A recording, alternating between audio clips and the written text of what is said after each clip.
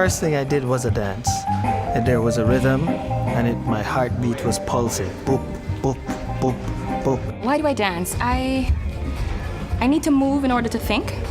Right now it's difficult for me to think as I sit here, but in general though it helps me to organize my life and it makes me courageous when I practice to take risks or to be disciplined or to express myself.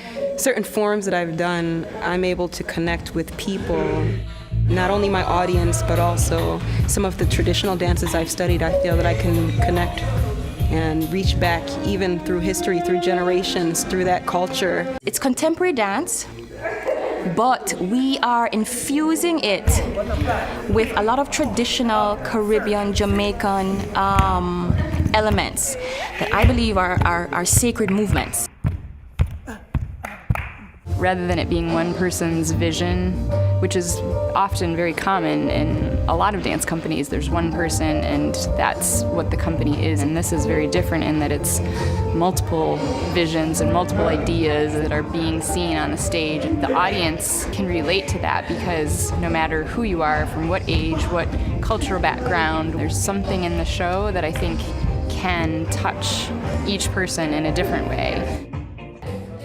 For me right now, I have a huge family. I'm a mother of 4, so as they grow, I see us, all traveling and seeing the world and collecting stories and telling the stories of others who can't really communicate with the world as we do.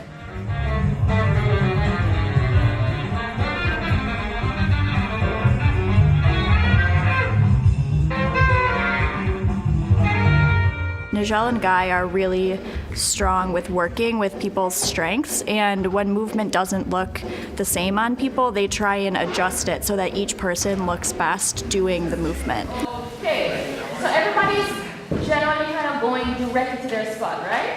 Okay. So that's really unique because I think in a lot of dance you struggle to kind of fit the mold, and if you're not comfortable doing the movement, you can tell, the audience can tell. And in creating the choreography, there's an extremely free artistic moment when the choreography goes from imagination to realization. And in that moment, anything can happen. It's like total surrender to the movement and to the audience. Yeah, you have to be in the moment or else you're gonna miss the moment. We each have our passion that we bring into not only the movement and the choreography, but our interactions. And I think that that's one of the things that draws our audiences to us. And not to say that it hasn't been challenging, because anytime you bring multiple and differing ideas to the table, it presents a challenge. And I think we've all learned a lot and gained a lot from that sort of experience and that exercise of figuring out what is collaboration, because there's no roadmap, there's no guide to this is how you create art as a group.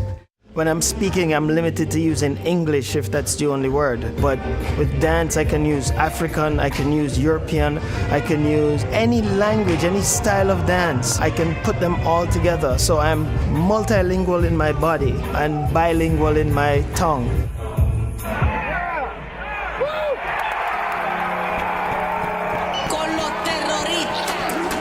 We have gone everywhere. We have done schools, we've done stuff for Wegmans, sorority stuff. We've danced in the street on the hot asphalt. We got really flexible in order to meet our audience and let them know that we are here and we want to play. And I'm proud of that. And I think it's that exchange of passion where they're there to have an experience and I'm there to share an experience. And I think where that meets, that's where who and why we dance. Si hablo de amor, sé que la extraño. Mis actos en vida soy dueño, pero me calla el dolor por el daño. Es como un sueño dentro de